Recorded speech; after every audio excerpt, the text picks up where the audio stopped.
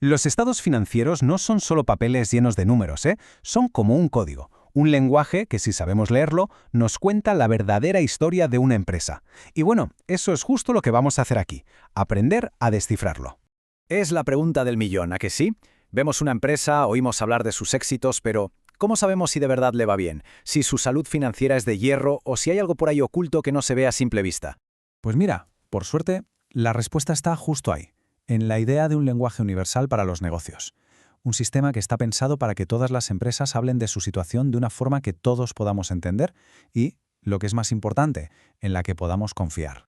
Venga, pues vamos a meternos de lleno en esto. Primero, vamos a entender por qué es tan necesario tener un idioma común en el mundo de las finanzas. A ver, imaginemos por un momento que intentamos montar un puzzle, pero cada pieza es de una caja distinta. Sería un lío, ¿verdad? Pues en las finanzas pasa exactamente lo mismo.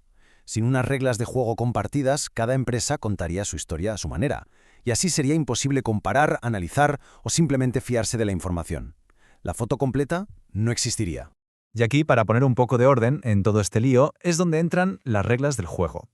Afortunadamente, existe un estándar mundial para esto. Son las famosas NIF, las Normas Internacionales de Información Financiera. Pensemos en ellas como el gran libro de cocina de la contabilidad a nivel mundial. Da igual dónde esté la empresa, tiene que seguir estos principios. ¿Para qué? Pues para que la información que presenta se entienda, sea de fiar y sobre todo sea útil para cualquiera.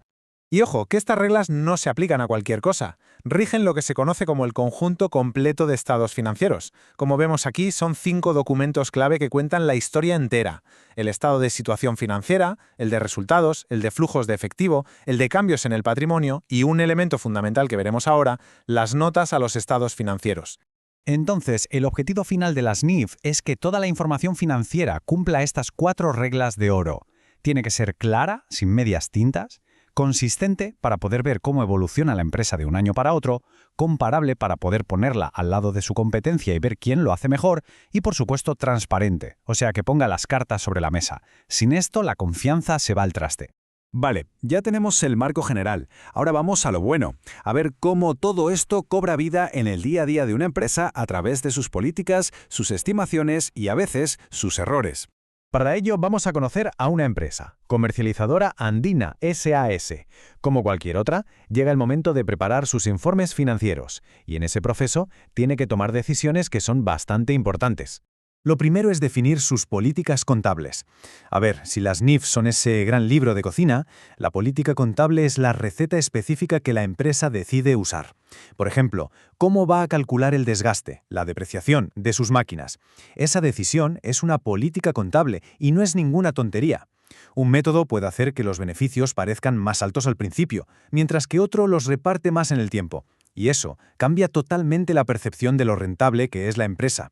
Y luego, claro, están las estimaciones contables. Es que en la vida real es imposible saberlo todo con un 100% de certeza. Aquí es donde la empresa tiene que hacer una suposición informada, usando su experiencia y los datos que tiene. El ejemplo clásico es estimar qué porcentaje de las facturas que emite no va a cobrar nunca. Y aquí el criterio profesional es fundamental. Si la estimación es demasiado optimista, se pueden inflar los beneficios en el papel, ocultando un riesgo que puede explotar más adelante.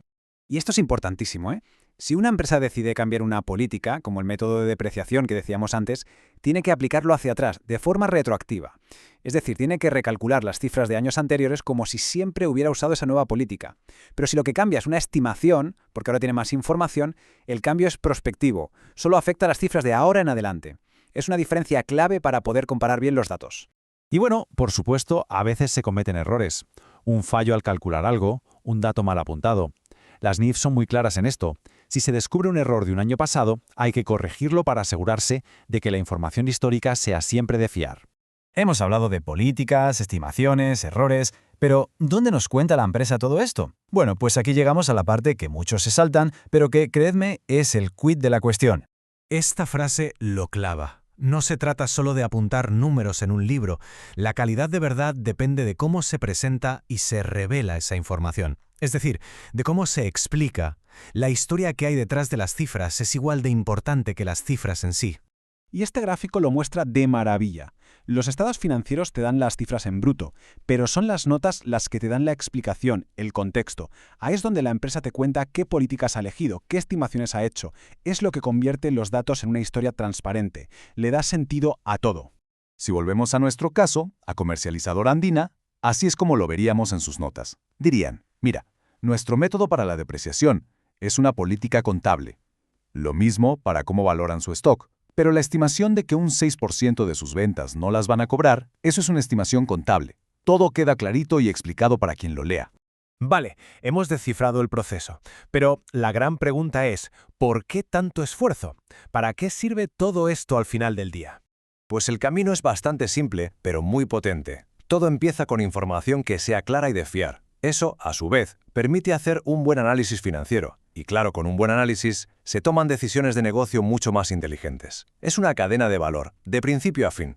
Lo genial de esta imagen es que lo une todo. Vemos cómo la presentación, las políticas, las estimaciones, los errores, las revelaciones, todo, absolutamente todo, gira en torno a un único gran objetivo: conseguir información financiera que sea útil. Útil para tomar decisiones económicas. Ese es el fin de todo este sistema. ¿Y quién saca partido de todo esto? Pues casi todo el mundo, desde los inversores que se juegan su dinero hasta los bancos que dan créditos, pasando por los proveedores que venden a plazos o incluso las autoridades que vigilan que todo vaya bien. Todos dependen de este lenguaje común para poder operar con confianza.